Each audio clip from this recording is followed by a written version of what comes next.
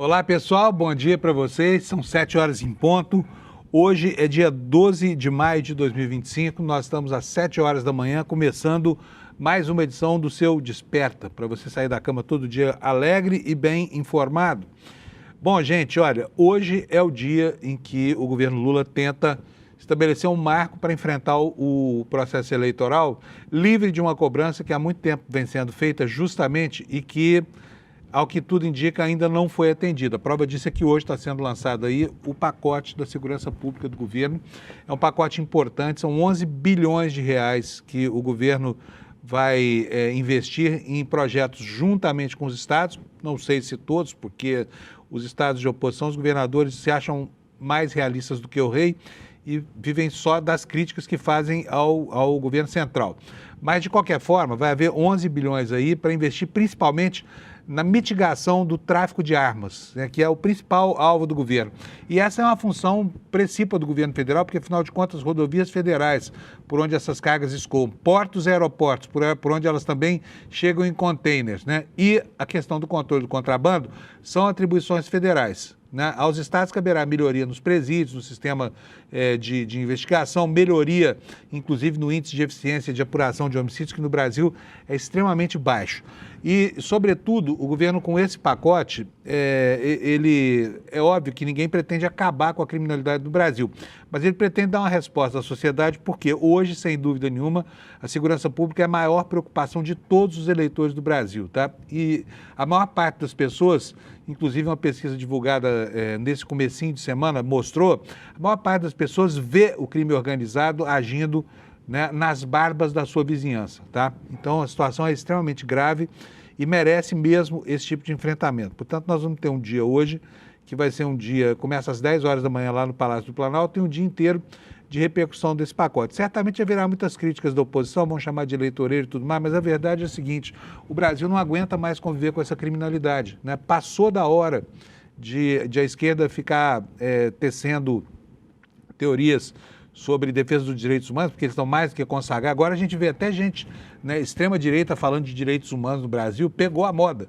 Mas, enfim, o governo precisa enfrentar esse problema, porque enquanto a inação campeia no Brasil, o narcotráfico vai se estabelecendo por aí, a ponto de já ter cidades como o Rio de Janeiro, que tem mais de 70% das suas áreas sob domínio das milícias e das organizações como o PCC, Comando Vermelho e Companhia Limitada. Então, passou da hora, né? Vamos ver o que vem por aí às 11 horas. Tem uma grande carga de expectativa lá no Palácio do Planalto com relação a isso, por causa do marco eleitoral que isso representa. Se vai fazer efeito ou não, já é outra coisa, né? Mas o dia hoje será de falar de segurança pública, sem dúvida nenhuma. E, além disso, nós temos também a questão da Copa do Mundo, que está chegando aí. Ontem saiu a pré-lista do Ancelotti, né? 50 jogadores convocados e o Neymar está lá, tá? Mas o Pedro e o Estevão não estão. Então, o time brasileiro tende a se definir aí, eu acho, né? O Neymar vai acabar jogando, até porque nas últimas semanas ele inventou um tipo que a gente pensou que tinha morrido. Porque o Neymar parecia um cachorro velho em campo, só se machucava, só caía, não se empenhava em nada, uma má vontade incrível para com o espetáculo do futebol em si, né? E agora não, agora de repente sobreviveu, assim, renasceu, feito uma fênix futebolística aí, tá fazendo gol em tudo quanto é partida, jogando do começo até o fim, nem parece aquele trapo caído de 3 ou 4 meses atrás, hein? Alvíceras. Agora, não pode escalar o Neymar e na Copa ele frangar de novo, né? Como já fez ao longo da sua carreira inteira, para não falar, não pode quebrar feito um bibelozinho. Mas deixa eu chamar meu amigo Alex aqui, porque o Alex está com todas as informações sobre essa lista do Ancelotti de ontem. Alex, bom dia, meu caro, tudo bem? Bom dia, Panuso, bom dia a todos, nossa querida audiência. Antes de começar, deixa o dedo no like aí, curte nossa página, segue os canais do ICL pra gente começar bem. E ontem teve a pré-lista e o Neymar está lá, Panuso. E eu estava aqui acompanhando, estou feliz porque tem um jogador do Palmeiras ali na pré-lista, estou feliz demais. Só tem um do Palmeiras, é? Isso mesmo, que é o Carlos Miguel, o goleiro, o nosso arqueiro, o nosso gigante, que eu creio que tinha que ter uma oportunidade ali na seleção brasileira. E você ficou contente com 50 que integram essa pré-lista do Ancelotti? Sim, eu acho que o nome estão bem encaminhados ali. A única baixa é o Estevão, que teve uma lesão jogando ali pelo Chelsea. Tentou vir aqui fazer a recuperação no centro de treinamento do Palmeiras, porém uma lesão muito complicada e não teria o prazo suficiente ali para retornar para a seleção na Copa do Mundo. O único nome ali que eu não gosto bastante é o Richarlison, porque eu creio que é um jogador bem abaixo, assim, tanto tecnicamente ali na seleção brasileira. Eu acho que é mais um jogador que não tem muito a agregar e tem outros nomes que poderiam estar ali no ciclo final dessa Copa do Mundo, Panunzio. Muito bem. Agora, olha, a gente estava reclamando aqui outro dia que nem parece que vai ter Copa do Mundo, porque está muito frio aqui no Brasil. Eu reclamava do álbum de figurinha, o álbum acabou sendo lançado agora, né? Já tem gente aí gastando os tubos com essas figurinhas aqui. Sinceramente, figurinhas de muitos jogadores que eu nunca nem ouvi falar, viu?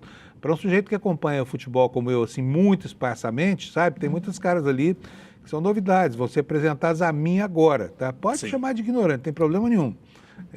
Realmente futebol não é a minha praia.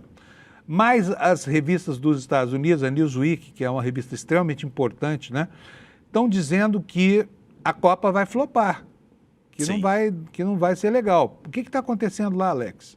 Então, Panuso, é uma coisa que eu já venho percebendo, a gente consegue verificar que essa Copa do Mundo tá meio flopada por tudo que a gente não tem muita notícia, nem nada do tipo, e ano de Copa do Mundo, a gente tem que estar sempre ativo e sempre atento ali às notícias. Porém, a expectativa era de alta demanda ali, mais fatores como restrições migratórias do governo Trump, custos elevados de viagem, até mesmo a procura internacional de países que não tenham acesso ali aos Estados Unidos e a outros estados ali americanos, acabaram reduzindo o movimento e, segundo a imprensa americana, alguns setores tiveram redução significativa nos valores para tentar atrair o público de última hora, como a hotelaria e outras questões ali que envolvem também o setor americano. Segundo o UOL, quase 80% dos hotéis consultados afirmam que as reservas estão abaixo do projetado. E o que acontece, Panúzio?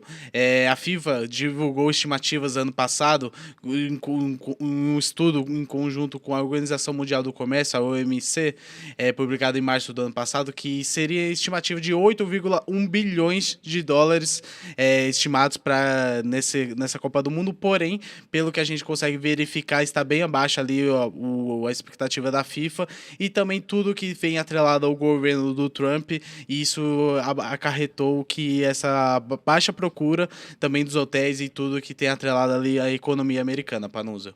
Só uma correção, 80 bilhões, não é 8,1, é 80,1, viu, gente? Isso, 80,1 é dinheiro bilhões. pra caramba, só que não está entrando, sabe? Que não está entrando. Isso é produto do quê? É produto da xenofobia do Trump, o meu caro Alex, porque... Sabe assim, eles têm tido uma grande má vontade com a visita de estrangeiros ali, né? Algumas delegações foram vetadas, enfim, tem a questão da seleção do Irã, que ainda não está bem resolvido, o Irã disse que vai jogar, como é que vai ser isso, a segurança dessa seleção, não é verdade? Então vai ser um evento matizado por uma chaga contemporânea, que é exatamente o preconceito contra o diferente, contra o estrangeiro, né? A revista Newsweek, você me permite, Alex, eu vou ler aqui um trechinho da matéria para vocês, só para vocês terem uma ideia de como é que está mal parada a coisa lá nos Estados Unidos. Olha, está aqui bem grandão para você ler junto comigo. Olha só, os indicadores de viagem, de hotelaria e de venda de ingressos sugerem que a Copa pode render menos do que a FIFA projetou, diz o UOL.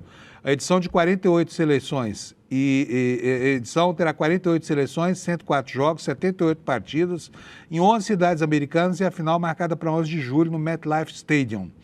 A FIFA divulgou estimativas de impacto econômico bilionário para o torneio, só que a frustração já começou, tá bom? Esse número que o Alex falou, de 80,1 bilhões de impacto bruto, 30 bilhões só no mercado americano. Sim. E as entidades de turismo apostam que o pessoal que for para os Estados Unidos para assistir à Copa vai gastar 3 vezes mais do que os turistas convencionais, vai deixar lá $5 mil per capita. É muita grana, tá? 1,7 vezes aqui a matéria diz, 1,7 vezes mais do que viagens internacionais típicas aos Estados Unidos. Vou ler mais um trechinho aqui para vocês. A FIFA chegou a dizer que todos os jogos estavam esgotados. A essa altura do campeonato, faltando um mês, né, Alex? Difícil conseguir um ingresso para um jogo. Só no câmbio negro ou esses bilhetes corporativos aí que assessorias financeiras dão. Mas esse ano não, sabia? Os preços baixaram. Os cambistas não estão conseguindo desovar os ingressos. Olha só. Tá aqui, ó, no mercado de revenda, os preços também caíram para a maioria das partidas, sinalizando uma procura mais fraca. Dados citados pela reportagem apontam queda acentuada em jogos com menor apelo, com valores recuando já desde abril. Quer dizer, os cambistas dessa vez vão perder dinheiro, hein? É o que parece, tá? Sim. Tem aquela euforia de toda a Copa, né? E os hotéis não têm tido reservas para o período da Copa. O levantamento da American Hotel and Lodging Association, citado pela Newsweek, diz que muitos entrevistados descrevem o torneio como um não evento nessa cidade, citando liberações tardias dos quartos pela FIFA e viagens internacionais fracas, né? Que são sintomas de que essa Copa não vai bem das pernas. Agora a gente sente daqui, né? Sim. Não estou vendo gente com a camisa verde e amarela, até porque roubaram a camisa verde e amarela da seleção. Sim. Hoje em dia é um problema. Eu mesmo me sentiria mal usando a camiseta da seleção, porque parece que está engrossando o couro do bolsonarismo, né, Alex? Isso mesmo, eu mesmo, não vou ser sincero, eu tenho uma que eu comprei em 2022 para a Copa do Mundo, porém eu não utilizo porque eu fico parecendo um colchão amarrado, mas eu creio que foi o que eu falei semana passada, a CBF tinha que fazer alguma situação para trazer o público, não apenas a elite ali para a Copa do Mundo, para a CBF, para a seleção brasileira, e aproximar o torcedor com a instituição da seleção brasileira, que hoje em dia eu mesmo sou mais adepto aqui ao meu time, que é o Palmeiras, e eu creio que a CBF poderia fazer algumas ações para trazer o público para a seleção brasileira novamente, Panuso. Muito bem. Pois é, então tá aí, estamos na iminência de ver um Mundial de Futebol flopado. Sim. E isso, gente, acaba acarretando consequência para o futuro, né? Porque o futebol sempre vive da expectativa.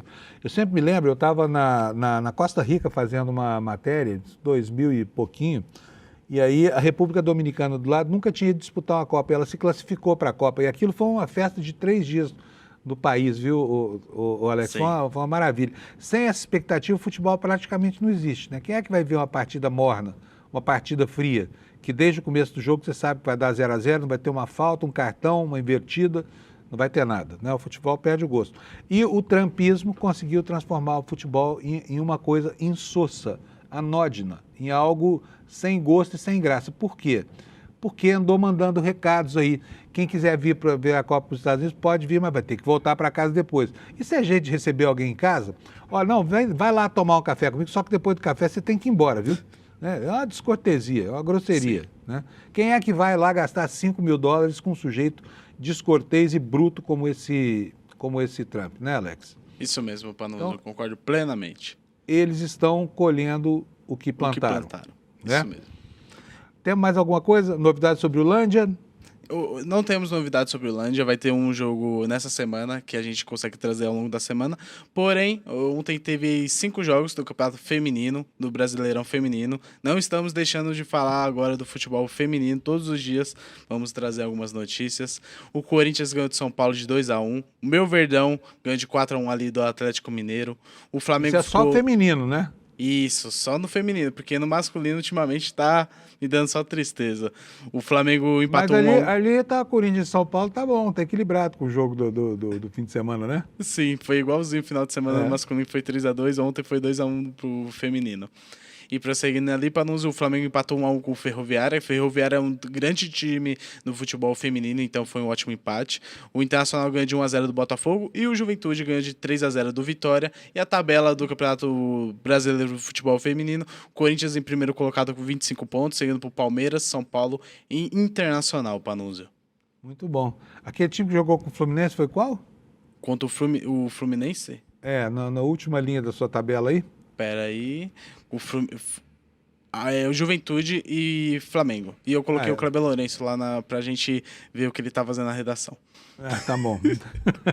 Beleza. É isso por hoje, Alex. Então, é só isso Copa mesmo. flopada e a lista do Ancelotti. Eu acho, não sei se você tá como eu percebendo, mas bota a sua opinião aqui na área de comentários. Quero saber como é que tá aí na sua cidade, se tem alguma coisa especial para essa Copa do Mundo. Panúzio, sim, no aplicativo Papo Legal aqui do ICL, que foi lançado essa semana passada, eu criei um canal lá pra gente comentar do Desperte ICL. Se você tiver alguma sugestão, comunique lá pra nós. Tem a aba de esportes também, se você quiser deixar aquela sugestão de pauta pra falar sobre esporte, sobre tudo, só comentar lá também, que eu estou atento. Então explica para as pessoas como é que faz para chegar ao canal Papo Legal. Porque senão...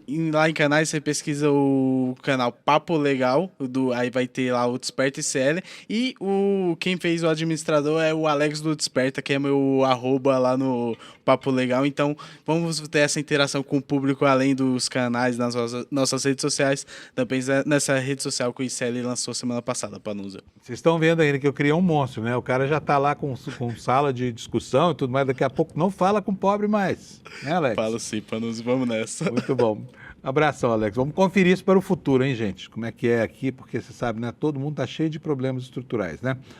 Vamos falar sobre a meteorologia agora, para você saber como é que vai ser. E tá frio pra caramba aqui no sul, hein? No sul-sudeste, né? Eu hoje congelei na minha motoquinha, vindo trabalhar aqui, 10 graus de temperatura, tava gelado, viu? E o mapa do INMET, olha aqui, o mapa dos avisos, tem um aviso aqui, ó, tem dois, na verdade, que são bem importantes. Lá para cima, vamos começar lá por cima. Lá para cima, sem novidade, muita chuva na calha norte do Rio Amazonas, né? E principalmente aqui no norte do Pará, risco de chuvarada mesmo, tá? Chuvas intensas, vamos ver o que é que está dizendo aqui nessa região. Ainda bem que aqui é uma região que não é densamente povoada, né? Mas quais são os riscos? Chuva de entre 30 e 60 milímetros por hora, podendo chegar a 100 milímetros por dia, risco de corte de energia, queda de galho de árvore, etc, etc. O trivial, o de sempre, né? Então é isso. Olha, tem um alerta de geada aqui nas serras catarinense e gaúcha, tá? Tem aqui um alerta de ventos fortes no litoral do sul da Bahia até a cidade do Rio de Janeiro, portanto, o pessoal do surf aí, que se acautele. E aí nós temos chuva por todo o Nordeste e boa parte do Norte. Essa é a condição do clima hoje no Brasil. E agora nós vamos ver como é que fica a temperatura aí na sua cidade. Isso é a temperatura agora de manhã, tá, pessoal? Então, mas eu vou diminuir aqui um pouco esse mapa, porque eu quero ver como é que está a coisa à tarde, porque é à tarde que o pau quebra, né? Então vamos lá, olha, tá vendo aqui, ó, amanhã, quando você for no mapa do INEMET, você põe aqui, ó, tarde, que aí você tem a projeção da temperatura para tarde. Olha, não chove no sul-sudeste do Brasil, só vai chover lá no norte de Minas Gerais, é uma previsão tranquilinha, sul da Bahia, norte do Espírito Santo, né? E a partir daí chove nas capitais do Nordeste e em quase todas as capitais do norte do Brasil. Começando por Porto Alegre, o dia começou com 8 graus, frio, vai até 17 à tarde a temperatura. Em Florianópolis começou com 11, vai a 19. Em Curitiba começou com 5 graus. Ui! Curitiba volta a ser a geladeira do Brasil, hein? Começou com 5 lá, vai até 17. Em São Paulo, o dia começou com 10, como eu falei, estava gelado pra caramba e vai até 20. No Rio de Janeiro, temperatura máxima de 26 graus. Em Vitória, também de 26, bem quente. Aqui no Rio e Vitória, para variar, né? O Rio começa o dia com 17 graus, não vai matar ninguém de frio. E Vitória com 19. Em Belo Horizonte, a temperatura máxima chega a 26, de um dia que começa com 15.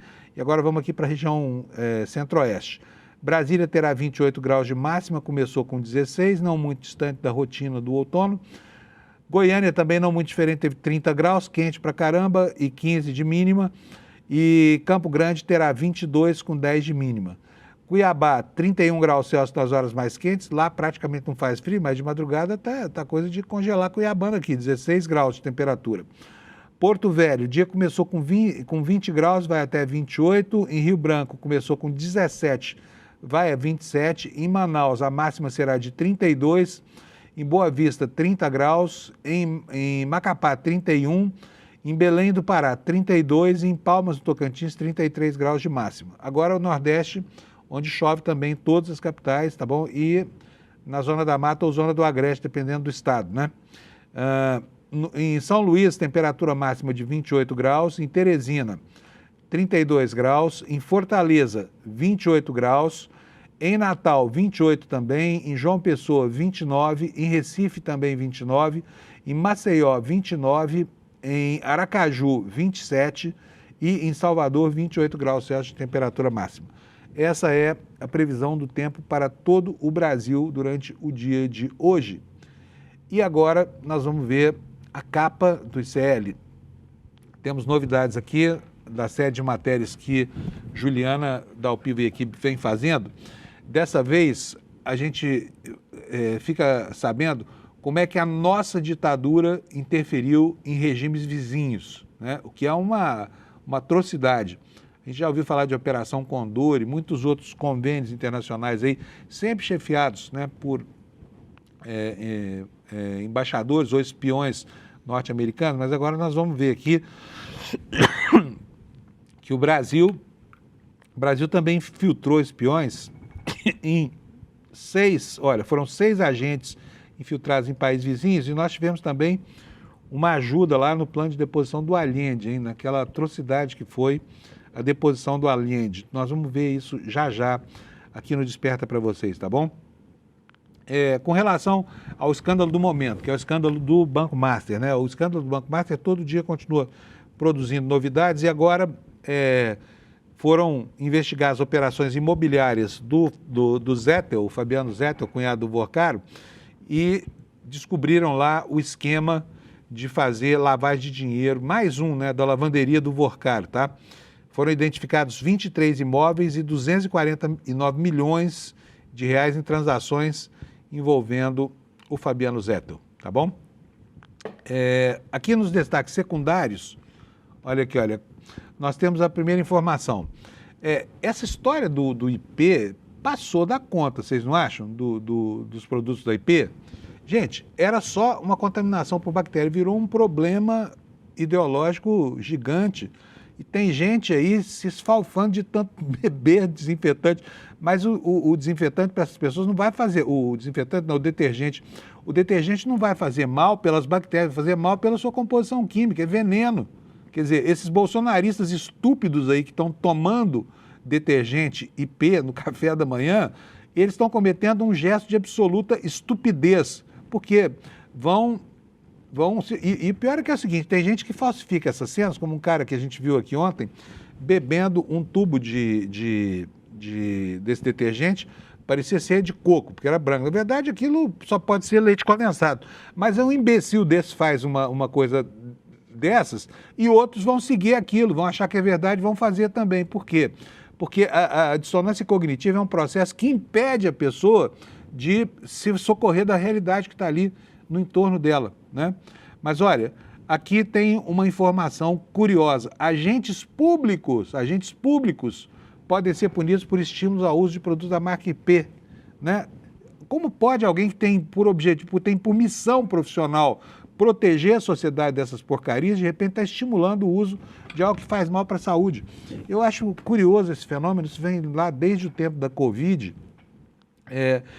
Tem muita gente comprometida com o mal-estar do outro, gente que quer ver você sofrer mesmo, sabe? Gente que é ruim, que é perversa, que enfim, tem algum desvio de personalidade e que quer ver você sofrer e fica te dando aí dicas para entrar em verdadeiras roubadas, como essa história toda.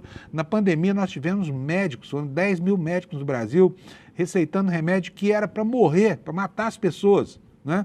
Eles sabiam disso, eles sabiam que a cloroquina não fazia nada de bem, sabiam de tudo, mas ideologizaram o problema ao ponto da insensatez que levou a 711 mil mortes. Obviamente que não tem 700 mil pessoas para beber detergente contaminado no Brasil, mas as que beberem estão se expondo a um risco desnecessário. Não, estou falando, obviamente que eu sei que você que está me assistindo agora não faria isso, tá? Mas é preciso criar uma onda nesse Brasil de proteção a essa gente que está descerebrada, que perdeu a consciência, que está anestesiada por esse confronto ideológico e não vê que está fazendo mal a si mesmo para provar que uma coisa que não funciona, funciona. Só que essa coisa não funciona mesmo. E olha, fala sério, beber detergente é demais, né? Mas enfim, vamos lá, vamos continuar com a nossa pauta aqui. Olha só, o Conselho Nacional de Educação recuou, né, e voltou atrás. Antes ele tinha endurecido o critério, mas voltou atrás exigindo 50% de carga presencial para formar professores. Você acha que é razoável? Um aluno para passar de ano precisa de 75%. Para formar um professor, 50% bastam? Né? E aqui em São Paulo, a respeito dessa manchete que você está vendo aqui, ontem, no finalzinho da tarde, no meio da tarde, né, chega a informação dessa explosão absurda que aconteceu no bairro do Jaguaré, aqui em São Paulo, e que, não sei como, por um milagre, né, só vitimou 3 pessoas, um morto e 2 feridos, um deles chegou por seus próprios meios ao hospital, uma explosão provavelmente por acúmulo de gás, porque havia uma obra da Sabesp, que é a empresa que cuida de água tratada e de esgoto em São Paulo, que vinha sendo acompanhada por funcionários da Comgás, que é a empresa distribuidora de gás. Fizeram uma bagunça tão grande que o gás formou um bolsão dentro desses imóveis aqui, explodiu e 16 imóveis, pelo menos, ficaram completamente destroçados por essa explosão pavorosa. E o fato de ter morrido uma pessoa, porque morte a gente sempre lamenta, né? Morreu uma pessoa, nunca é pouca coisa isso, mas olha, pela dimensão da tragédia que poderia ter sido aquilo ali, o saldo poderia sim ter sido muito pior, tá? Muito pior do que isso. Foi um milagre que aconteceu ontem aqui em São Paulo. E o que me vem à cabeça é a imagem do acidente que aconteceu aqui em São Paulo, na construção da estação Pinheiros do metrô em 2007, porque do nada se abriu um buraco ali, a partir da obra, esse buraco engoliu 30 casas, e nessas 30 casas tinha gente, tinha tudo, né? E houve, primeiro, a tristeza que foi, né, a ocorrência daquele buraco, foi uma cratera. Aliás, deixa eu ver se eu acho aqui no meu computador uma imagem para te lembrar desse incidente. Abriu-se uma cratera, de repente essa cratera começou a engolir tudo que tinha à volta, e aí eu fui procurar hoje as consequências disso na internet. As empreiteiras, lógico, na hora H, prometeram mundos e fundos para as pessoas que foram acidentadas. Não, vamos acolher todo mundo, vamos abrigar todo mundo. Até hoje, a Justiça não encerrou os processos. De 2007 para cá, vai fazer 20 anos.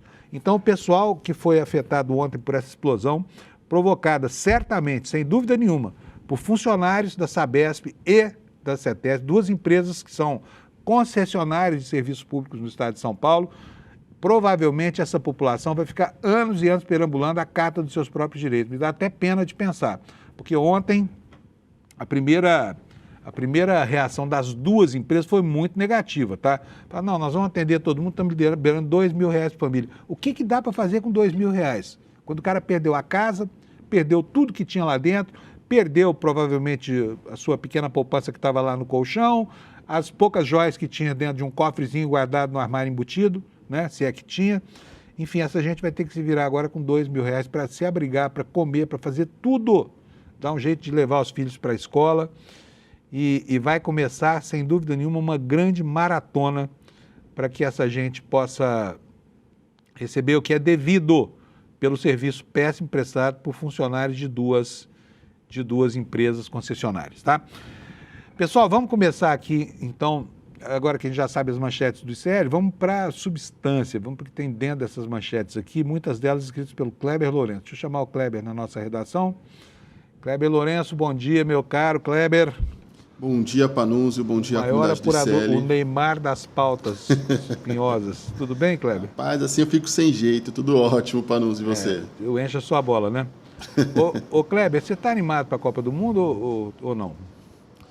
Não, mas esperançoso de talvez, se um certo jogador ali que, na verdade, é mais influencer que jogador, não for convocado, talvez as nossas possibilidades do Hexa chegar aumentem.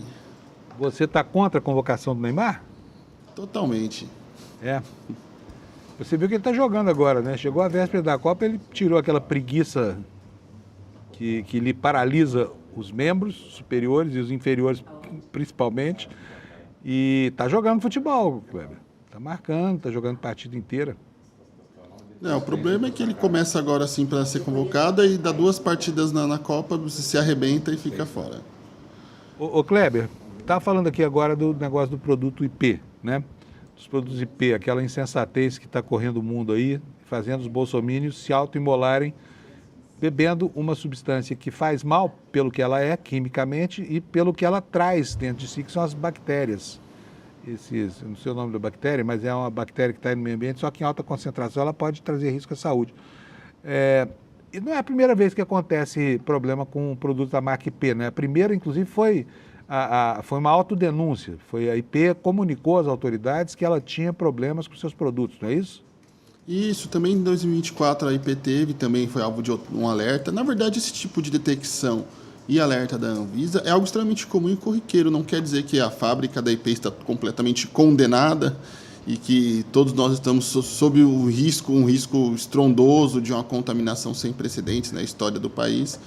São verificações que são feitas normalmente em todas as fábricas de todos os setores, não só produtos de limpeza, mas alimentos e, afim, os outros produtos de consumo e contato com a pele, já que, afinal de contas, é o trabalho da Anvisa fiscalizar e acompanhar estes tipos de produtos. Então, assim, não é nenhuma novidade o que aconteceu e não há nenhuma grave ameaça à segurança da saúde das pessoas por conta desse episódio. Mais uma vez, são coisas que acontecem todos os anos. A gente falou ontem aqui no Desperta, esse tipo de verificação é rotineira. Por exemplo, até o momento este ano, nós tivemos já 43 produtos ali, alvos de alertas da Anvisa, 13 empresas também alvos de notificações. Então, essas coisas acontecem, são normais. A diferença agora é que colocaram um componente político dentro dessa história. A seita bolsonarista decidiu que esse seria a nova trincheira de debate político deles, e agora começou, inclusive, o mais absurdo,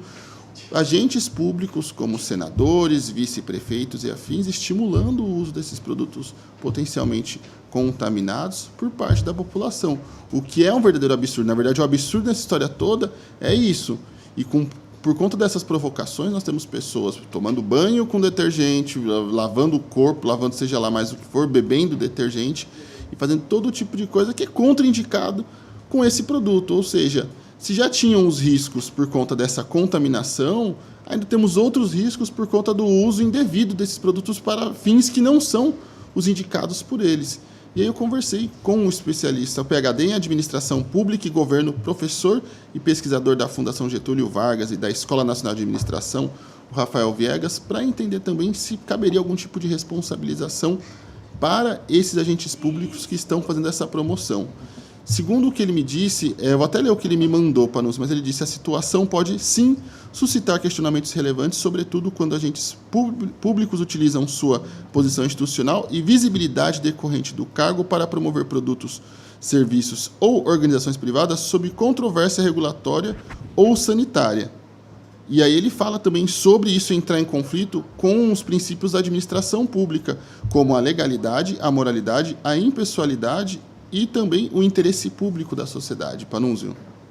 Pois é, quero mostrar uma coisa para vocês aqui na minha tela, que eu acho assim, um absurdo. As pessoas podiam se preservar, né? De repente, assim, quem é esse aí? Velho da van, né?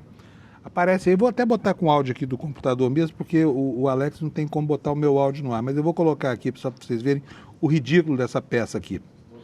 Lava a louça todo dia, com o IP brilhando na pia, cada copo alegria, IP é minha companhia. Vocês não estão ouvindo não, né? Mas é esse idiota, não tem outra palavra para descrever isso, fazendo propaganda do IP, né? Imagino que os produtos que ele vende na loja da Avan sejam compatíveis com a qualidade do IP que ele está indicando para consumir, né?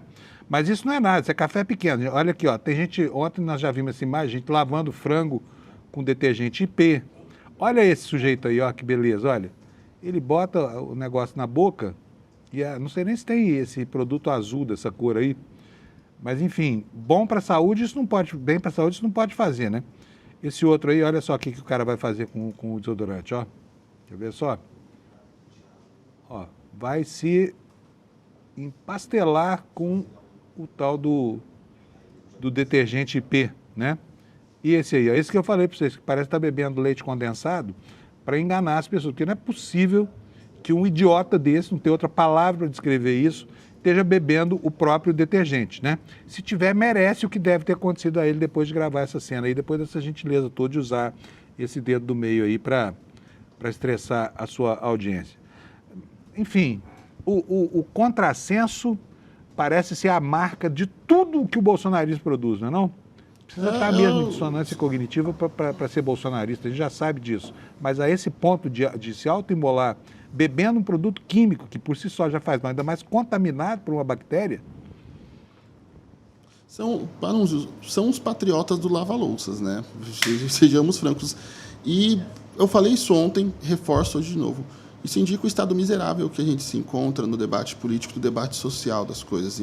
Ao invés de falarmos sobre as coisas úteis e importantes para a sociedade, ficam se prendendo a esses debates pequenos e medíocres e absurdos, sabe? Coisas que acontecem todos os anos, todos os meses, agora mobilizam um debate público, aí junta uma horda de idiotas úteis para fazer esses tipos de vídeos, usando os produtos de forma indevida. E isso não está só na seara do detergente.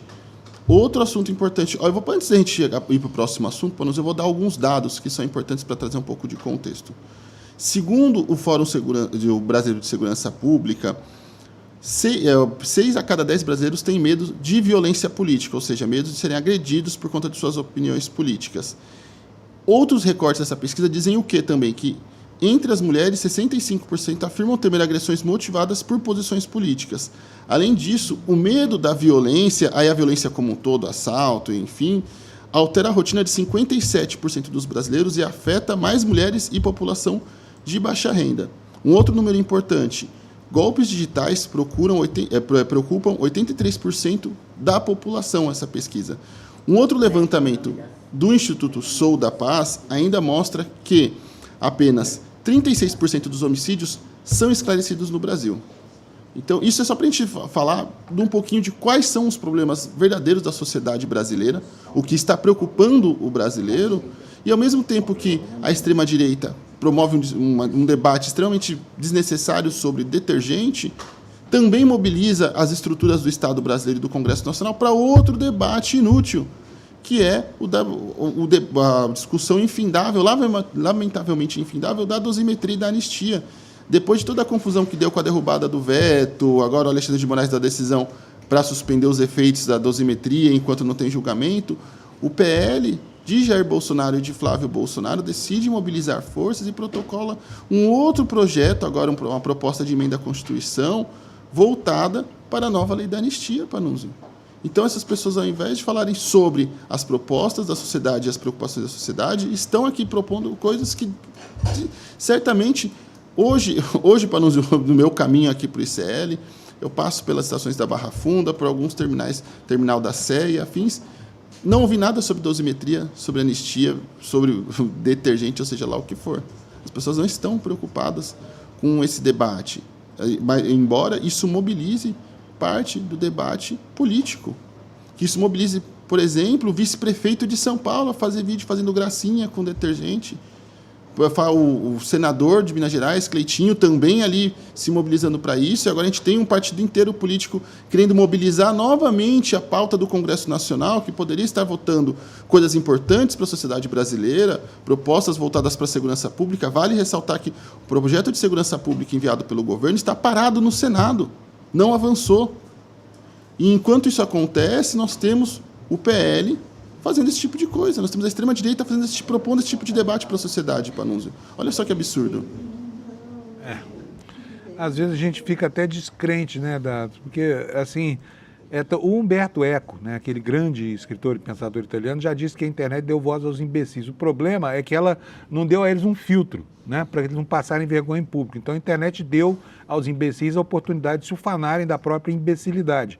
É o que está acontecendo no mundo, porque a gente vê pessoas se metendo em situações que são absolutamente contrárias ao interesse dela mesma, como, por exemplo, essa história do detergente. Panunzio, para você ter uma noção da barafunda que a gente se encontra, esse poço sem fundo, eu conversei recentemente com o líder do PL na Câmara, o Sóstenes Cavalcante, e perguntei, olha, isso impacta a operação contra o Ciro Nogueira e tudo que foi revelado, causa algum impacto na relação de vocês com o PP, com as alianças? Ele falou não, inclusive ele não descarta a possibilidade do PL formar uma federação com o PP de Ciro Nogueira.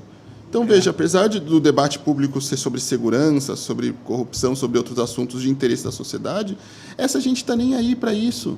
Está nem aí para as necessidades da sociedade. Kleber, não podemos esquecer também que o Sóstenes, que disse que era pobre de maré, foi flagrado com R$480 mil em dinheiro vivo, que ele disse que esqueceu no saco de lixo dentro do armário do banheiro do apartamento dele, né? Então, vindo de quem vem essa afirmação, não chega a causar perplexidade, né? É desesperador o estado que a gente se encontra. É simplesmente desesperador. Olha os números que eu dei sobre a segurança pública e sobre o medo das pessoas, e olha só o que está mobilizando o debate político. Olha as coisas que estão motivando os atores políticos, as pessoas eleitas pelo povo, a se movimentarem. Elas foram eleitas pelo povo e nós não estamos se mobilizando pelos interesses do povo. estão se mobilizando pelos interesses de uma seita maluca e doentia que há anos captura as necessidades do Brasil e troca por debates infrutíferos e malucos e que matam pessoas. Esse mesmo tipo de discurso detergente foi o mesmo discurso que matou 700 mil pessoas na pandemia. Eles vão matar mais 700 mil pessoas, vão matar mais quantas dessa vez com esse discurso?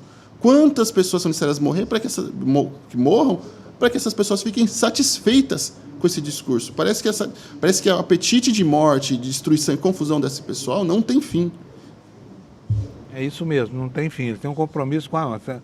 Eles são tanatocratas, não são nem democratas, não são tanatocratas. É o governo da morte. Sempre tem alguma coisa de morte. É matar bandido, é campanha por arma, enfim, é só morte, é isso que nós somos pela vida. Pela vida depois da morte, porque afinal de contas, né, é lá que os pastores enchem o bolso de dinheiro aqui, os pastores são deles. Beleza, Kleber, lamentamos muito aqui, vamos tocar em frente porque atrás tem gente, né? Acho que só para finalizar, então, aproveitando também, chamo nossa audiência, nossa maravilhosa comunidade no site. Tem uma matéria muito importante minha falando sobre o STM, o Superior Tribunal Militar, aumentar ali as verbas fura-teto, mesmo com toda essa discussão sobre penduricalhos, enquanto os ministros do STF dão seguidas decisões combatendo esses bônus, reajustes, indenizações que aumentam os salários dos servidores do Judiciário. Está lá no site também essa matéria que eu fiz com as informações do Superior Tribunal Militar. Eu recomendo também que deem uma olhadinha lá, no iclnoticias.com.br, Panunzi. Muito bom, doutor Kleber. Beleza, valeu, hein? Imagina, o mundo até tá mais. doido mesmo, viu, gente? Vocês não se deixem abater por isso, não, porque as coisas estão muito mal paradas. É o que eu falei. O Beto Eco tem razão, sabe? A internet deu voz aos imbecis e deu a eles também a oportunidade de passar vergonha em público sem parar, né? É isso que está acontecendo. Lamentável. Kleber, valeu, hein? Tchau, Um tchau. abraço Até pra você. mais. Até amanhã. Tchau, tchau. Hoje, gente, porque é muito lamentável essa cena, sabe? O mundo deve estar dando gargalhadas da gente aí, sabe? Vendo gente beber um detergente estragado.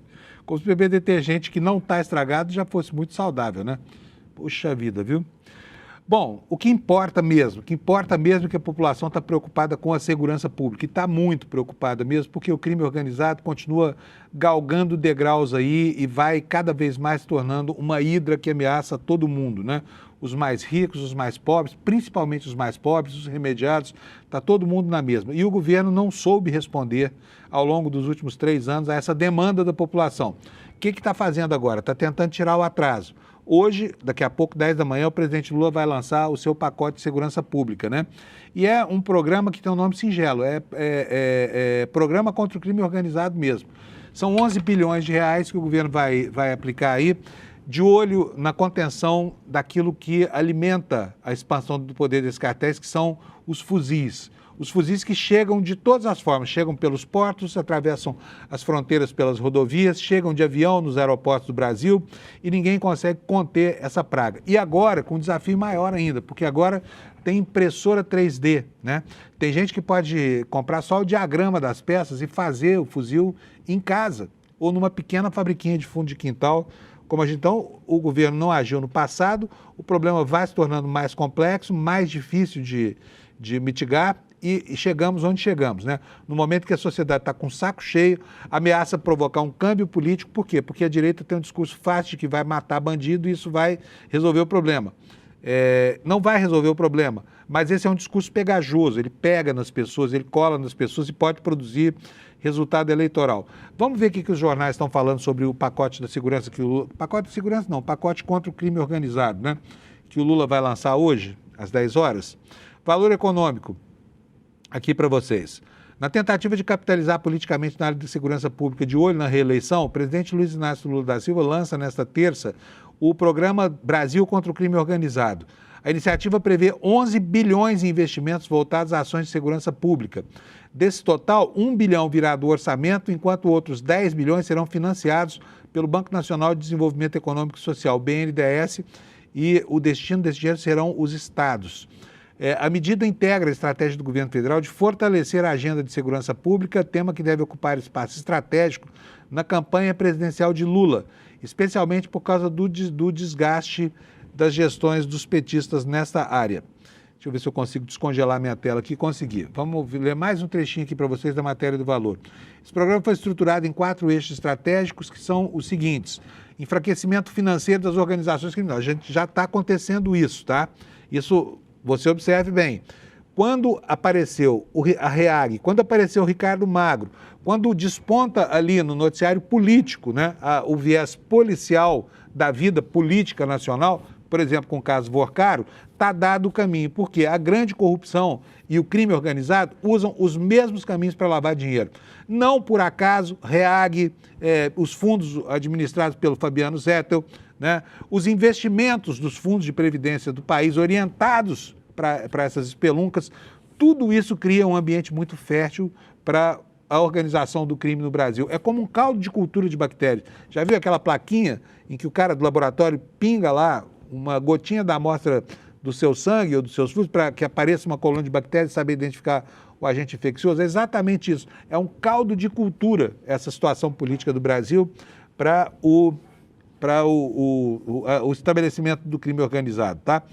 A matéria do Valor continua aqui. Há 5 meses do pleito e uma reação considerada tardia por críticos do governo, Lula tenta melhorar a avaliação da gestão em uma área que aparece nas pesquisas como a principal preocupação dos brasileiros e na qual a direita mantém hegemonia no debate político, no debate público.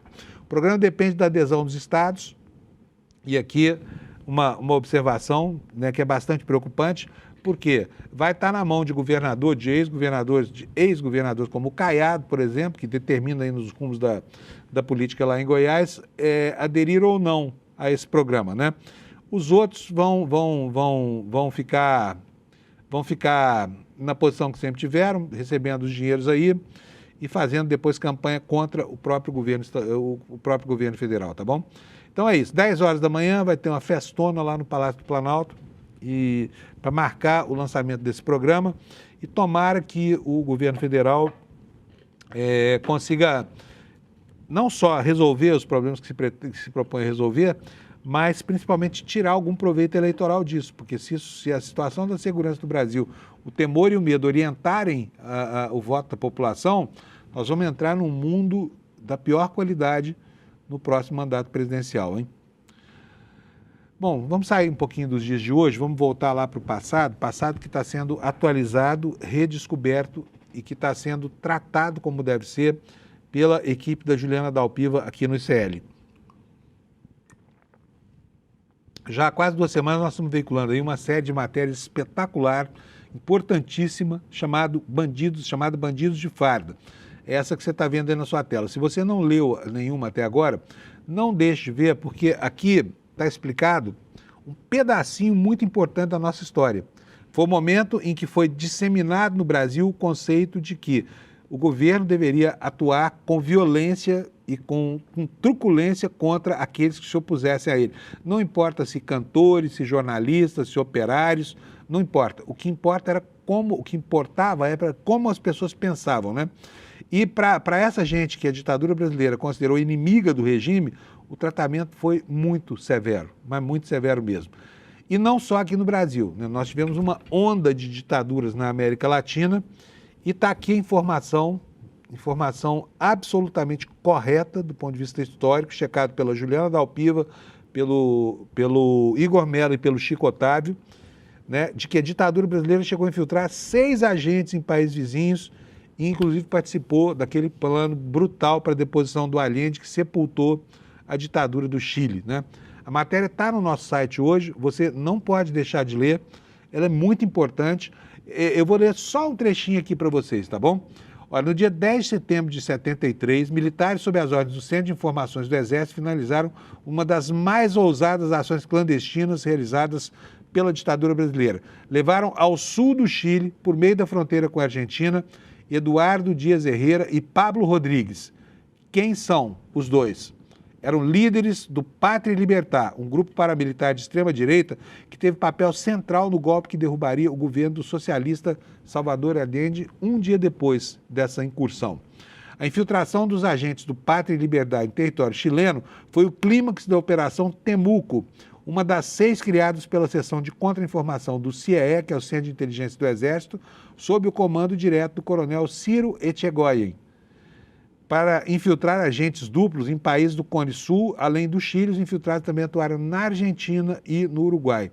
As informações sobre esses agentes duplos fazem parte de um dos documentos do coronel Ciro Etchegoyen, que estão sendo publicados no projeto Bandidos de Farda do ICL, que foi produzido nos últimos 7 meses, apurado, né, nos últimos 7 meses, e virou essa série de reportagens e um documentário que estreará no próximo dia 17, aqui no ICL. O projeto revela os crimes que o coronel Etchegoyen escondeu em um imenso arquivo mantido por ele até que ele viesse a morrer.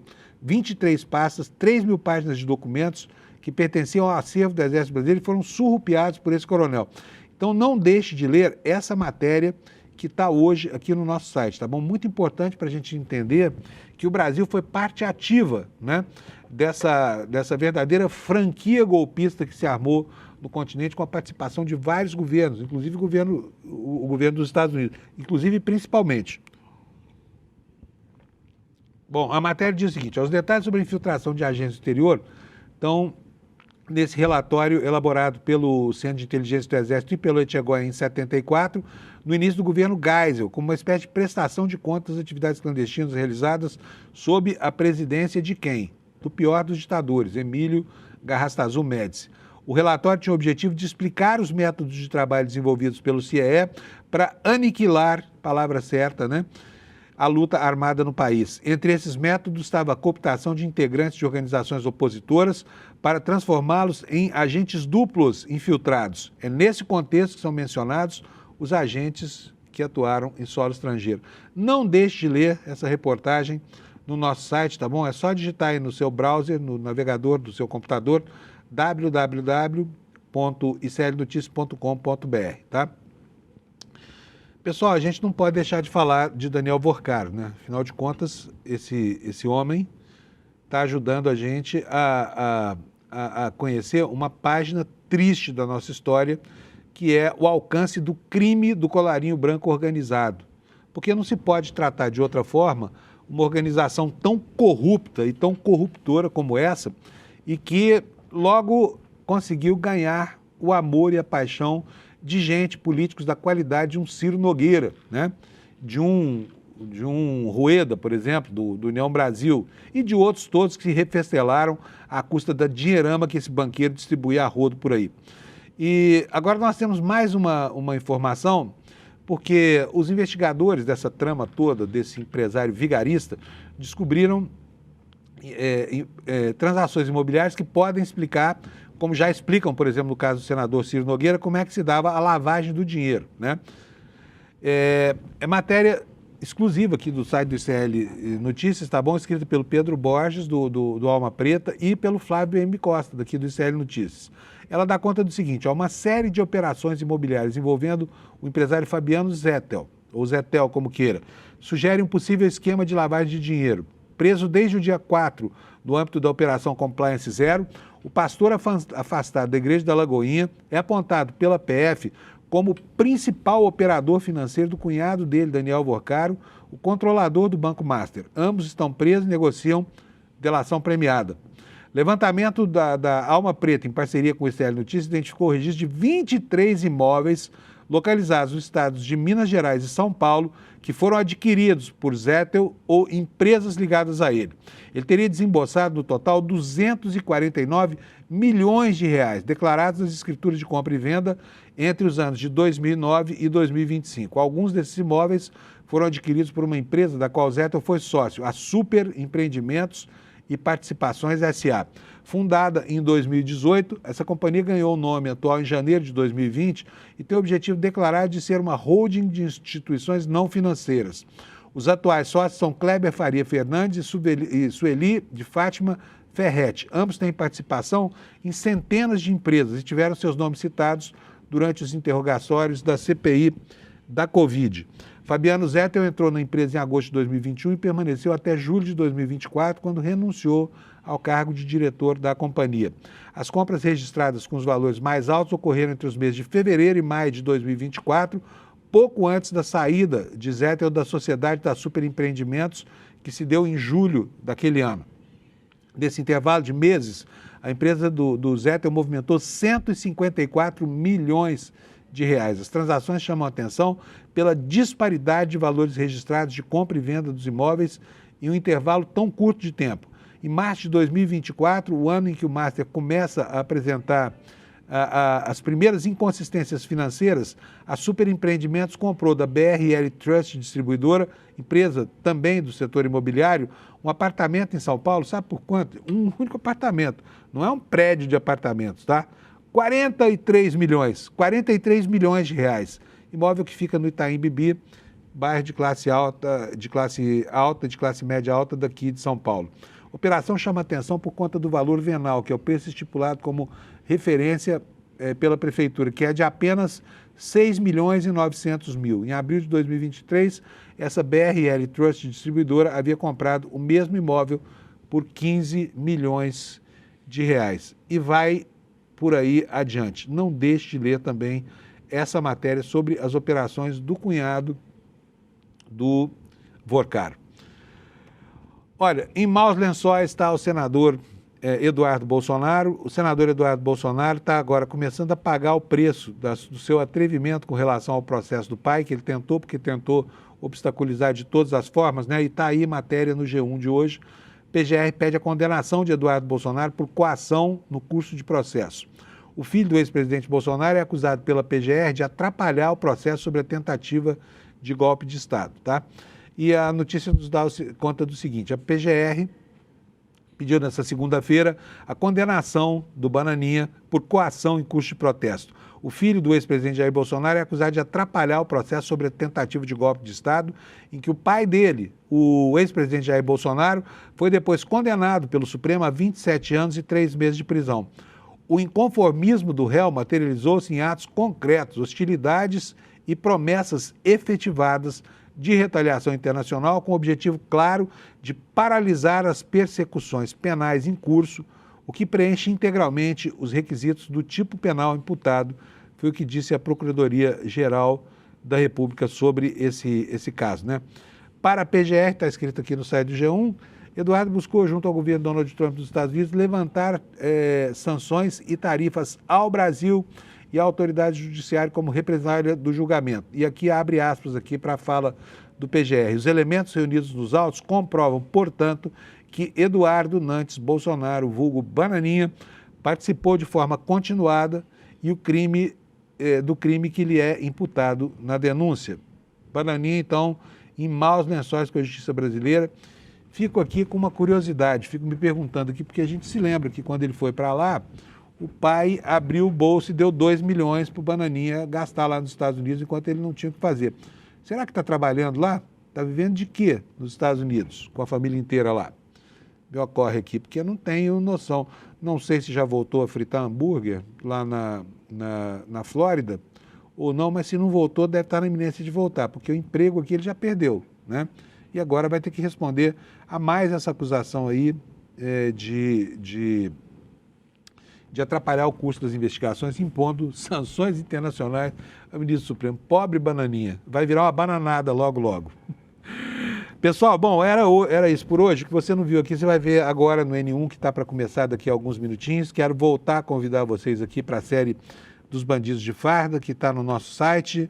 Uma série maravilhosa do ponto de vista de restabelecimento da verdade histórica, que você não pode perder. No dia 17 de maio, às 8 horas da noite, nós vamos ter aqui o lançamento do documentário feito por Juliana e equipe dessa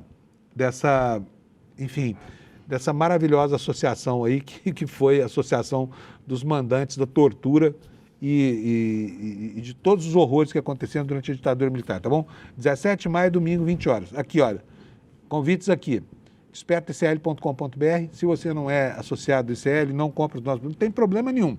Pode vir que você é muito bem-vindo aqui na nossa plateia para o lançamento desse documentário, tá bom? E o documentário é muito, muito importante de você assistir. Bom, vamos falar da nossa audiência, Alex? Vamos? Opa, hoje ficou esperto o Alex aqui, olha, 22.197 a 7h58 contra 20.926. Estamos em primeiro lugar mais uma vez aqui, né? O Anderson tá bravo com o quê, Alex? O que aconteceu? Ah, o Anderson que coloca no ar. Então eu estou dando crédito errado aqui, pessoal. Tá? Vai gerar um desentendimento aqui na minha galera aqui dos bastidores aqui. Mas tá aí, obrigado pela sua audiência mais uma vez, a gente fica super honrado, né, dessa posição privilegiada e principalmente porque você nos dá prestígio e nos dá um dia ótimo quando nos coloca em primeiro lugar nessa audiência, tá bom? Bom dia para você, até amanhã, a gente volta às 7 da manhã nessa quarta-feira, tchau. Ano passado, eu estava aqui em casa e numa das minhas redes sociais, naquelas mensagens diretas, eu recebi uma mensagem que tinha o potencial de mudar a história do nosso país. Era uma mensagem com arquivos secretos e que até hoje não tinham vindo à tona e que são capazes de mudar a história que foi contada sobre um dos períodos mais tristes do Brasil, o período do regime militar. A revelação sobre o conteúdo desses arquivos secretos vai ser feita no documentário Bandidos de Farda, que será exibido no ICL no dia 17 de maio, às 8 horas da noite. É gratuito, é rápido se inscrever e é necessário.